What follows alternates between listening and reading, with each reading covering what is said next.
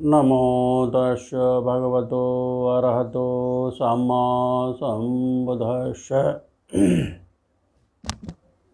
बहुत भारत में आप सभी का बहुत बहुत स्वागत है। सभी धम्म मित्रों को सप्रेम जय भीम, नमो बुद्धाय।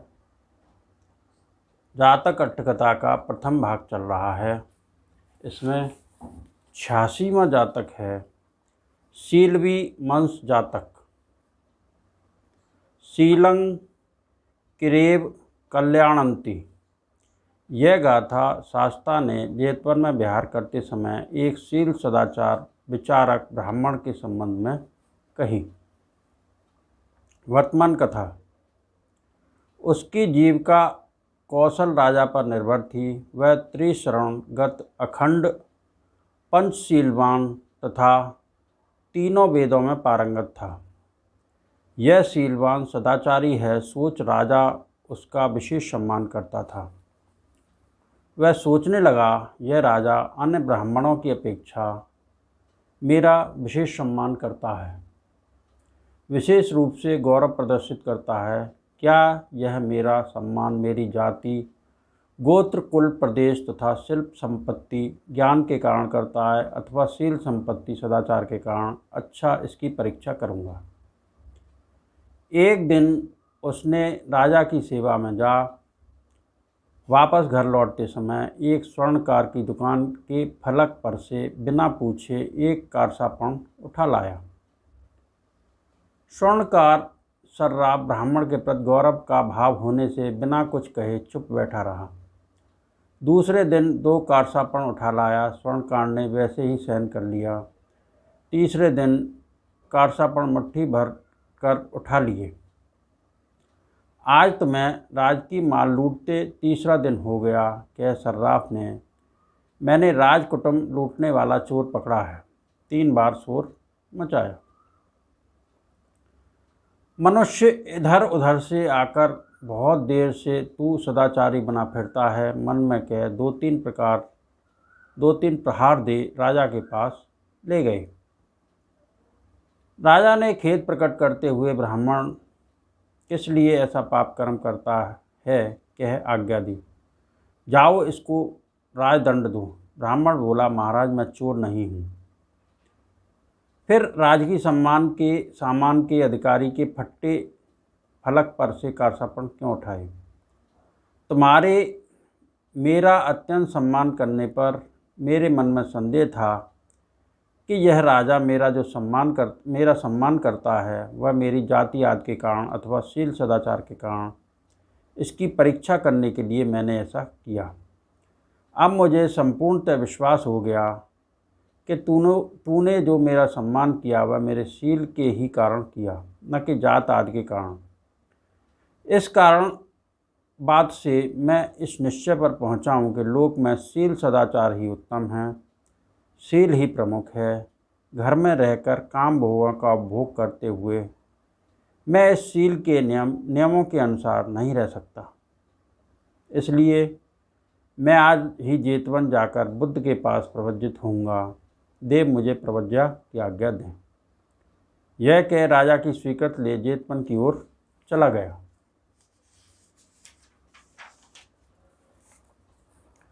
उसके जाति सुहृदय बंधुओं ने उसे रोकने का प्रयत्न किया, लेकिन जब वह न रोक सके तो लौट गए। उसने बुद्ध के पास जा प्रवज्ञा की याचना कर प्रवज्ञा तथा उपसंपदा पा कर्म स्थान योगाभ्यास में लगे रहे विपश्यना ज्ञान की वृद्धि से अरहत्त प्राप्त किया। तब बुद्ध के पास जा अन्या अरहंत का प्रकाशन किया। बनते मेरी प्रवज्ञा का उद्देश्य पूरा हो गया। उसका वह अरहत्व प्रकाशन भिक्षु संघ में प्रकट हो गया। एक दिन धर्मसभा में बैठे भिक्षु आवशो राजा का अमुक उपस्थायक ब्राह्मण अपने शील का विचार कर राजा से पूछ प्रवज्जित हो अरहत्व में प्रतिष्ठित हुआ उसके गुणों का कथन कर रहे थे। शास्ता ने आकर, भिक्षुओं इस समय बैठे क्या बातचीत कर रहे हो, पूछ। यह बातचीत कहने पर शास्ता ने कहा, भिक्षुओं इस ब्राह्मण ने न केवल अभी अपने शील का विचार कर प्रवज्जित हो अपनी प्रतिष्ठा अरहत्व लाभ रखी, अपितु पहले भी पंडितों ने अपने शील का विचार कर प्रवज्जित हो अपनी प्रतिष्ठा स्थापित की है।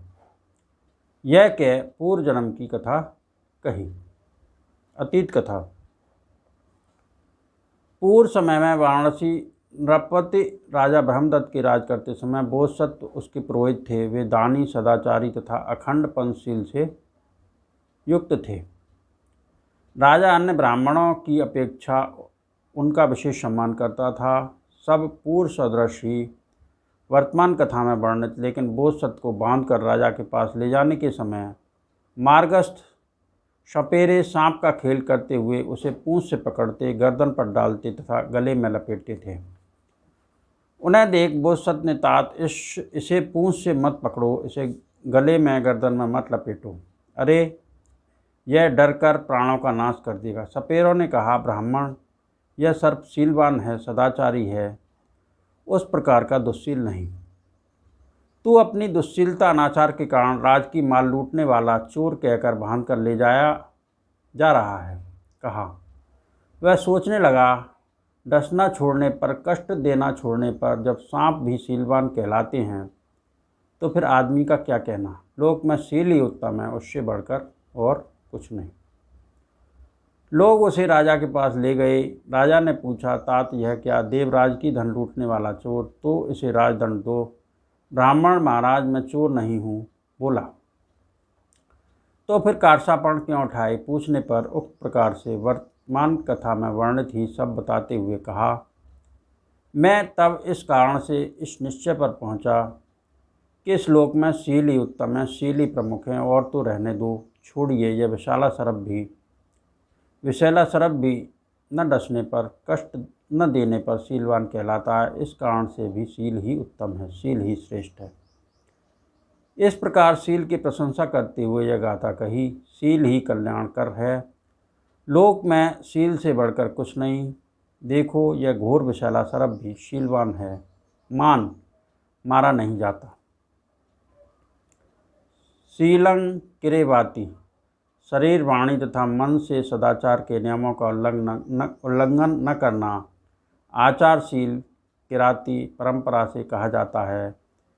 कल्याणं सुंदरतर अनुत्तरंती, ज्येष्ठ सब गुणों का दाता। पस्ती, अपनी देखी बात को सामने करके मन में रख कहलाता है। शीलवाती न हन्यातीति, घोर विषैला सर्प भी केवल न डसने, कष्ट न देने भर से शीलवान मान प्रशंसित होता है। न हन्यतीति, मारा नहीं जाता, इस कारण भी शील ही उत्तम है। इस प्रकार बोधसत्व इस गाथा से राजा को धर्मोपदेश कर काम भोगों को छोड़ ऋषि प्रवज्ञा के अनुसार प्रवज्जित हो हिम्मत में प्रवेश कर 5 अभिज्ञा तथा 8 समापत्तियाँ प्राप्त कर ब्रह्मलोकगामी हुए। बुद्ध ने यह धर्म देशना कह जातक का सारांश कहा। उस समय की राज परिषद अब की बुद्ध परिषद थी, पुरोहित तो मैं ही था, शीलवी मंश जातक। इन सत्य वचनों से सबका भला हो, सबका मंगल हो, सबका कल्याण हो, संसार के सारे प्राणी सुखी रहें, सुखी रहें, सुखी रहें। साधु साधु साधु।